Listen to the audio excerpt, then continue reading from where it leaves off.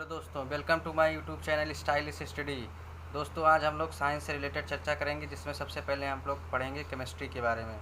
तो चलिए कारवां को आगे ले चलते हैं, लास्ट तक बने रहिएगा। दोस्तों, आपके सामने ये रहा पहला क्वेश्चन। किसी परमाणु के यल कोश में समायोजित किए जा सकने वाले अधिकतम इलेक्ट्रॉनों की संख्या कितनी होती है? तो जैसा कि हम लोग जानते हैं, 4 तरीके के सेल पाए जाते हैं, के, एल, एम, एन।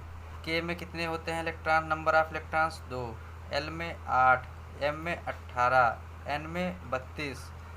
तो इसका कौन सा ऑप्शन सही हो जाएगा?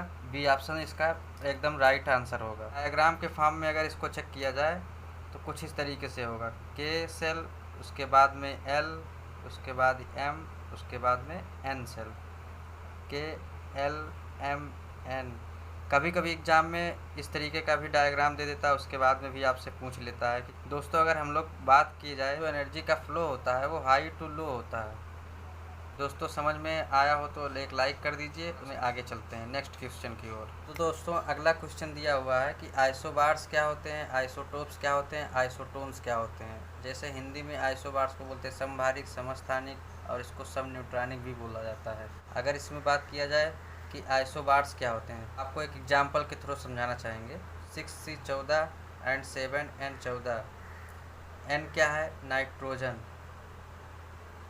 C क्या है? कार्बन।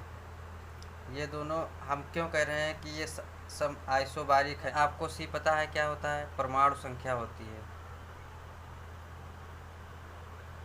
14 क्या है? द्रव्यमान संख्या है। जिनकी द्रव्यमान संख्या समान हो, क्या मैंने कहा?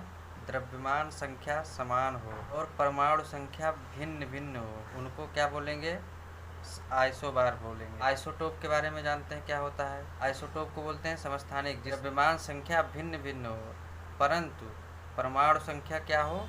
समान हो। अगर मैं इसको एग्जाम्पल के थ्रू आपको ज़्यादा अच्छे से समझ में आएगा, देखते हैं। 6C12 एंड 6C14, ये दोनों ही कार्बन के ही समस्थानिक हैं। इसमें क्या है? परमाणु संख्या समान होती है और द्रव्यमान संख्या भिन्न भिन्न होती है, उसको आइसोटोप बोलते हैं। जिसमें द्रव्यमान संख्या समान हो और परमाणु संख्या भिन्न भिन्न हो, उसको क्या बोलेंगे? आइसोबार बोलेंगे। अब बात करते हैं आइसोटोन्स की। आइसोटोन्स कुछ नहीं होता है, बस इसमें क्या होता है कि न्यूट्रॉनों की संख्या समान रहती है। जैसे मैं अगर बात करूं 10 सिलिकॉन 30 एंड 15p31, इसमें क्या है कि न्यूट्रॉन्स की संख्या समान होती। अब आप लोगों में से बहुत को नहीं पता होगा कि न्यूट्रॉन की संख्या निकालते कैसे हैं। न्यूट्रॉन की संख्या निकालने का तरीका होता है कि आप द्रव्यमान संख्या में से परमाणु संख्या को घटा दें। द्रव्यमान संख्या मैंने कहा कि जो ऊपर लिखा होता है ये द्रव्यमान संख्या होती है, जो नीचे लिखा होता है ये परमाणु संख्या होती है। तो द्रव्यमान संख्या कितनी है इसकी? 30। परमाणु संख्या कितना है? 14।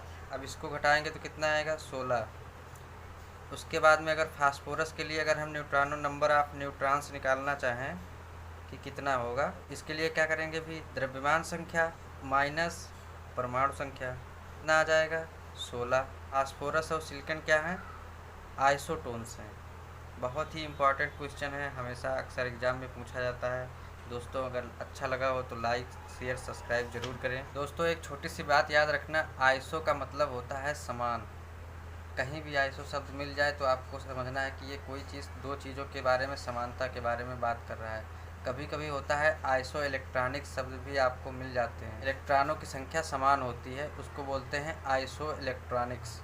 दोस्तों, नेक्स्ट क्वेश्चन आपके स्क्रीन पर ये रहा। हमें नंबर ऑफ एटम बताने हैं। अगर जब भी कभी बात होगी नंबर ऑफ एटम्स की, मीन्स जितने तरीके के इसमें और कितने नंबर ऑफ एटम्स यूज हुए हैं उसी को आपको काउंट करके बता देना है सिंपली, और इसमें कुछ भी नहीं करना होता। जैसे मैं बात करूं कि इसमें NH4 का होल ट्वाइस, जिसमें नाइट्रोजन की संख्या कितनी है? 1। हाइड्रोजन कितने हैं? 4। टोटल कितने हो गए? 5 और बाहर लगा हुआ है होल ट्वाइस मतलब 10। 10 ये हो गए। ऑक्सीजन कितने हैं? 4। सल्फर कितने हैं? 1। तो 5 ये हो गए। टोटल कितने हो गए? 15। जैसे आपसे बात किया जाए कि ब्लू विड्रॉल, या जिसको बोलते हैं नीला थोथा, अक्सर पूछा जाता है। CuSO4.5 water. कभी कभी आपसे पूछ लिया जाता है वाइट विड्रॉल का फार्मूला बताओ। तो ये क्या होता है? ZnSO4.5 वाटर, ये होता है वाइट विड्रॉल।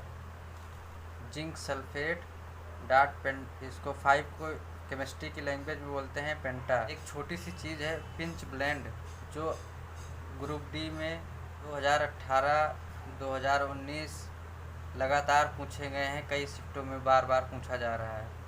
पिंच ब्लेंड क्या होता है? पिंच ब्लेंड कुछ नहीं है, एक तरीके का ये अयस्क है जिससे हम लोग क्या करते हैं, रेडियम को प्राप्त करते हैं। रेडियम आप सब जानते हैं, ये एक रेडियो एक्टिव मटेरियल है। दोस्तों चलते हैं अगले क्वेश्चन की तरफ। अगर मैं आपसे बात करूं कि KNO3 का उपयोग कहाँ किया जाता है, इंडस्ट्री में किस लिए यूज होता है, जैसे उपयोग से रिलेटेड क्वेश्चन पूछे जाते हैं। NO3 का योग पटाखों के निर्माण में इंडस्ट्री में यूज होता है। पटाखे मतलब जो हम लोग दीपावली में यूज करते हैं, जो आप लोग समझ रहे हैं वो नहीं है।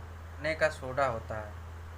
खाने का सोडा का रासायनिक सूत्र आपसे अक्सर एग्जाम में पूछा जाता है, किसी भी एग्जाम में। खाने का सोडा का सूत्र होता है NaHCO3 डॉट 10 वाटर।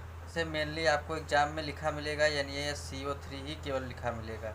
एक होता है धोने का सोडा, जिसको हम लोग मतलब डिटर्जेंट के रूप में यूज करते हैं, होता है Na2CO3।